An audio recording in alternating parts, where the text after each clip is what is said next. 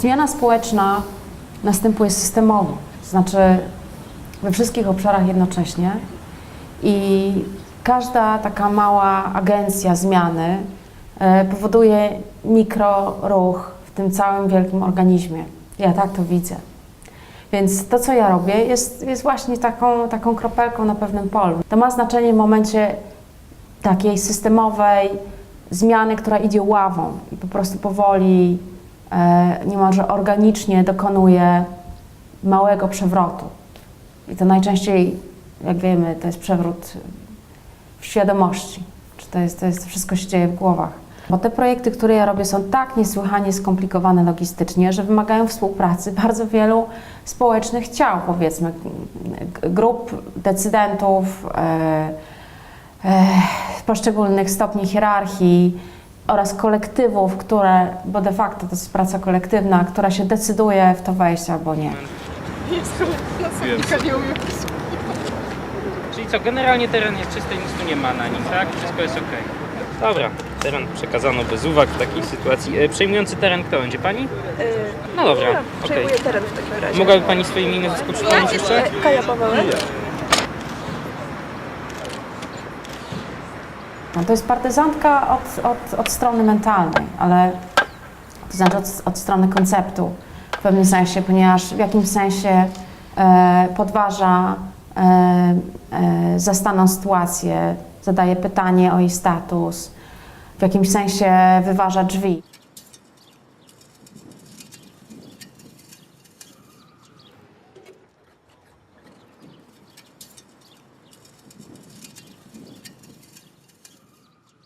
To nie ja wyszłam z galerii, tylko po prostu ja nie miałam innego miejsca do realizowania swoich projektów.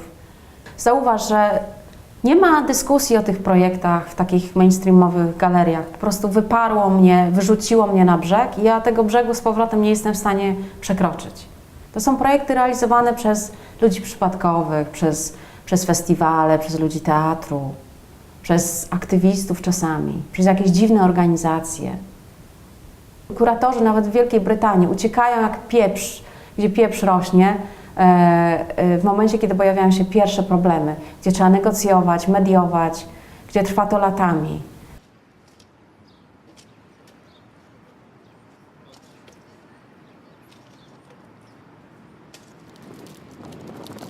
W momencie stworzenia odpowiedniej infrastruktury do produkcji tego rodzaju projektu potrzebny jest kurator, który będzie przygotowany i opłacony na parę lat pracy. To są projekty wieloletnie, więc musimy tworzyć team, który będzie pracował 3 lata i jest odpowiednio wyposażony, również finansowo, w to, żeby to mogło się w ogóle wydarzyć. I taki ktoś musi być nastawiony i przygotowany nie tylko do pracy kuratorskiej, ale też do pracy społecznej.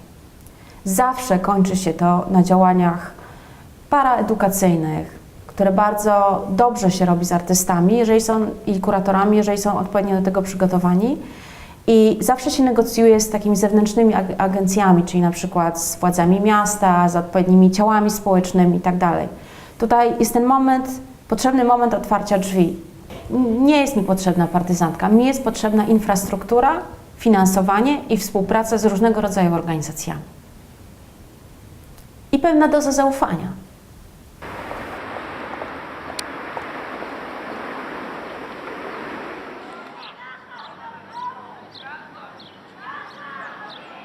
Sztuka działa w trochę inny sposób niż te narzędzia, które mają aktywiści. I trzeba sobie to uświadomić, że to jest taki moment, kiedy wszyscy tak naprawdę, śmieszna sprawa, ale przestają myśleć. Tak działa sztuka i zaczynają tylko i wyłącznie, otwierają im się wszystkie możliwe pola percepcji, cała taka gama czysto somatycznych reakcji. I kiedy tylko i wyłącznie chłoną. To jest moment, w którym sztuka działa. I na tym to polega, na tym polegają projekty publiczne. Nie po to, żeby ludzie, ja mam taką strategię. Nie chodzi o to, żeby ludzie stawili się rzędem, czy też usiedli za stołem i zaczęli ze sobą rozmawiać, rozumieć i potem zgodnie z taką idealną sytuacją dialogu społecznego dochodzić do jakichś konsensusów. To w ogóle nie o to chodzi. I chodzi o to, żeby oni zanurzyli się w pewnej rzeczywistości, w pewnej iluzji zupełnie innej rzeczywistości, innych współrzędnych. To jest rzeczywistość, która tak naprawdę dotyczy ich ciał, bo to o ciała mi chodzi. W momencie, kiedy inaczej sytuujemy swoje ciała w przestrzeni publicznej, otwieramy te pola możliwości percepcji, inaczej widzimy, inaczej słyszymy, inaczej oddychamy. W tym momencie zaczyna się ta polityczna praca.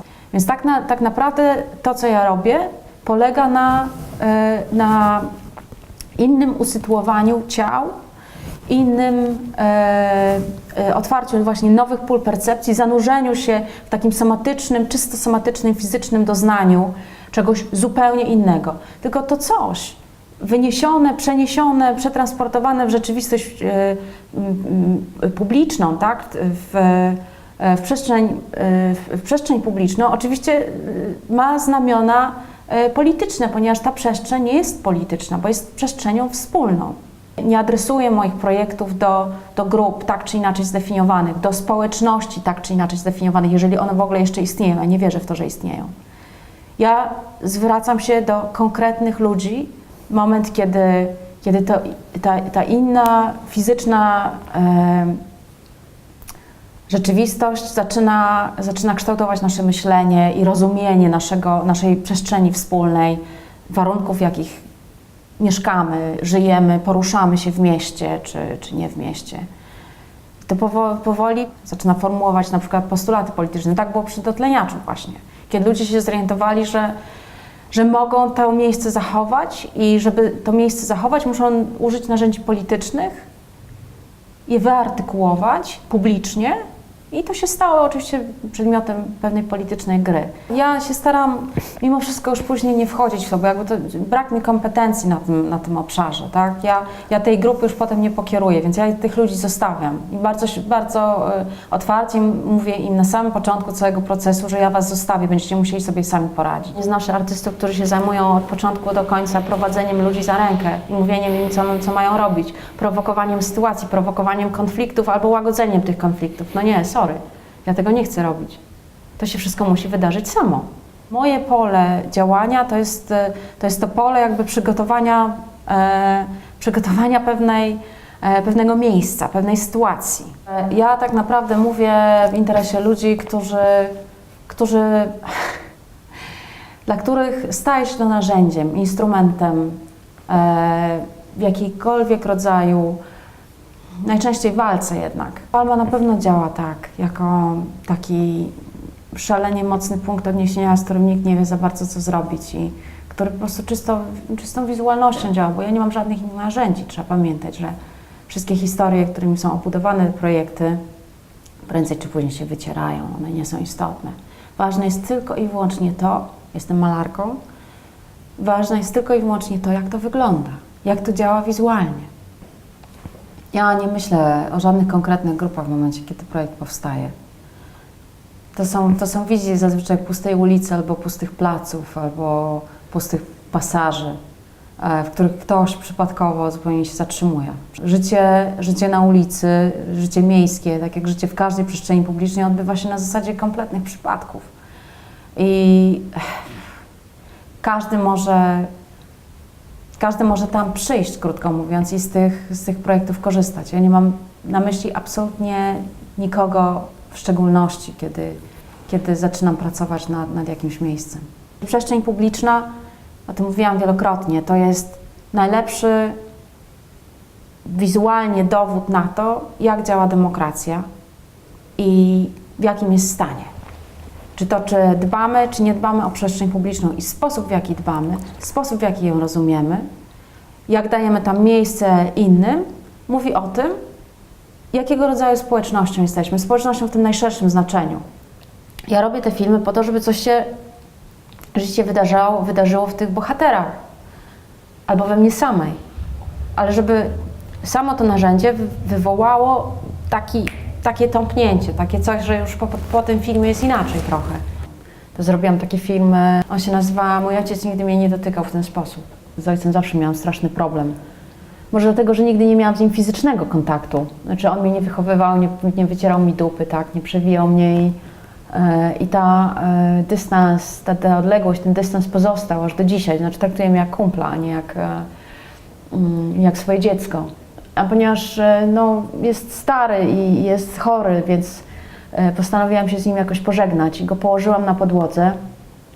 I sama się położyłam na podłodze, tak że tylko czubki głów nam się stykały i zaczęliśmy się dotykać. Znaczy poprosiłam go, żeby mnie dotykał, ja będę robiła to samo, co on, próbując jakby odtworzyć gesty jego rąk. To są wskazówki dla mnie, jak działać w przestrzeni publicznej też. To wideo w jakimś sensie odkrywa takie możliwości zbliżeń i możliwości, całe pokłady, nie do takich gestów między ludźmi, które są nie do wyobrażenia, jakby bez wideo, które wideo uruchamia. Miałam nadzieję, że na przykład mój ojciec coś poczuje, kiedy zacznie mnie dotykać. Ja nie wiem, czy poczuł. Wyglądał jak trup, kiedy mnie dotykał. I to widać na filmie bardziej niż mogłam sobie wyobrazić.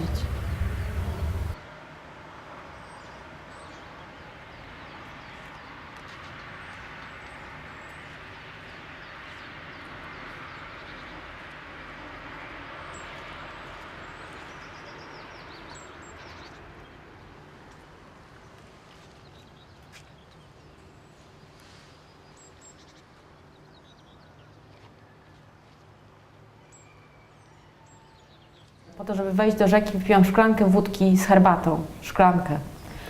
Bo stwierdziłam, że było bardzo zimno, a to była chyba 4, 5 rano i po prostu nie było żartów. Czułam, jak mi zjeżdża energia, więc piłam tą wódkę i potem po prostu poczułam, że mogę wszystko.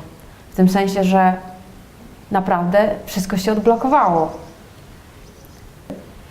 I jak weszłam do wody, to poczułam po prostu, że ja jestem wodą, że już w ogóle nie ma różnicy między mną a tym, co jest wokół mnie, że jakby nie ma bariery, że ja po prostu się rozpłynęłam gdzieś w otoczeniu. I to była matka. Ona zawsze tego chciała. Całe życie mi powtarzała, że chciałaby się rozpłynąć, zamienić w rośliny, po prostu stracić poczucie granicy. I pomyślałam, że jest, po prostu weszła we mnie każdą dziurą. No i tak miało być. To miał być ten film. I po to był robiony.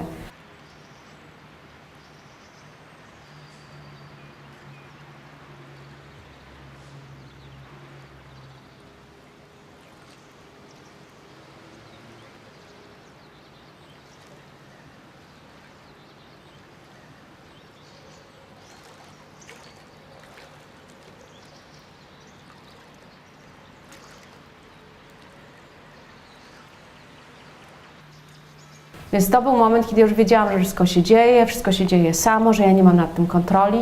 Też wideo jest właśnie po to, żeby stracić kontrolę. Po to się to robi, żeby przestać kontrolować to, co się kręci, tylko żeby to się samo wydarzało, żeby to miało własną dynamikę, własną siłę, żeby po prostu tylko i wyłącznie to filmować, być świadkiem tego. I jak ten moment się wydarzy, ten próg się przekroczy, to potem rzeczywiście wszystko już się samo dzieje. I wtedy jest dobrze.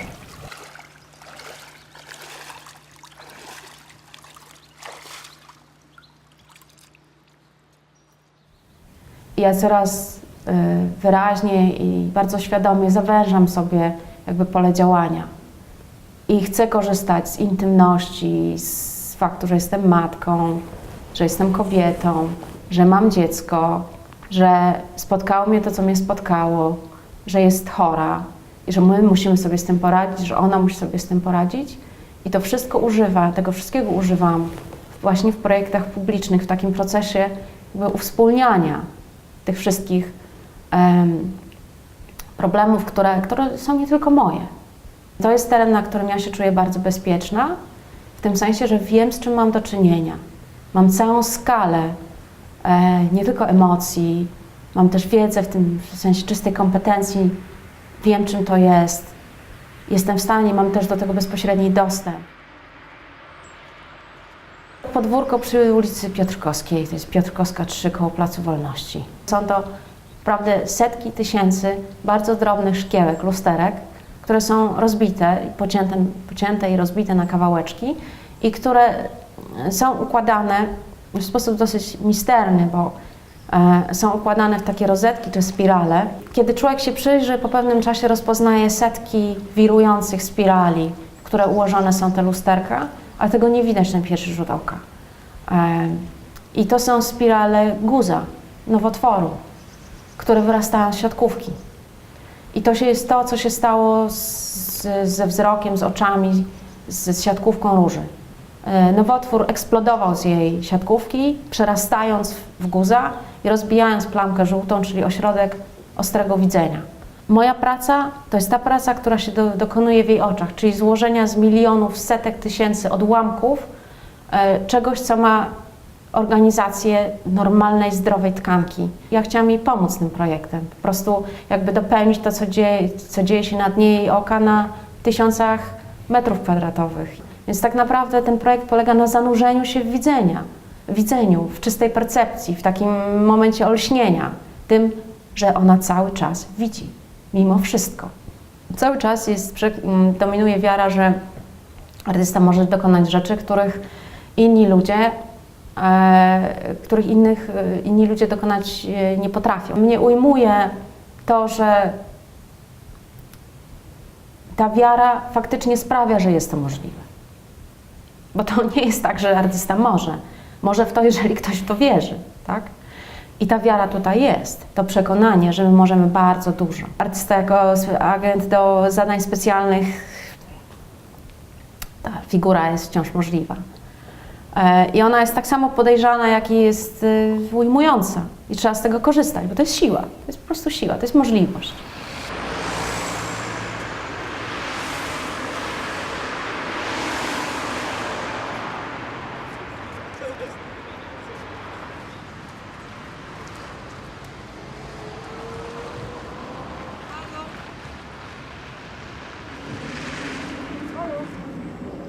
No cześć. Chodź ze mną. Ale posłuchaj, coś ci powiem. Chodź, usiądziemy sobie na ławce, porozmawiamy. Chcesz? Chodź, porozmawiamy sobie. Nie pamiętasz mnie? Nie? A co się stało? Powiedz, skąd ty wyszłaś? Co? Chodź, porozmawiamy sobie. Dobra? Nie pamiętasz? Razem do szkoły chodziłyśmy. Pamiętasz mnie? Chodź. Kawę wypijemy. Hej? Chodź. No chodź. Wypijemy kawę. Chodź, pomogę ci. Nie bój się jej. Chodź. Nie bój się. Chodź, patrz. Usiądziemy sobie tutaj. Popatrz, usiądziemy sobie.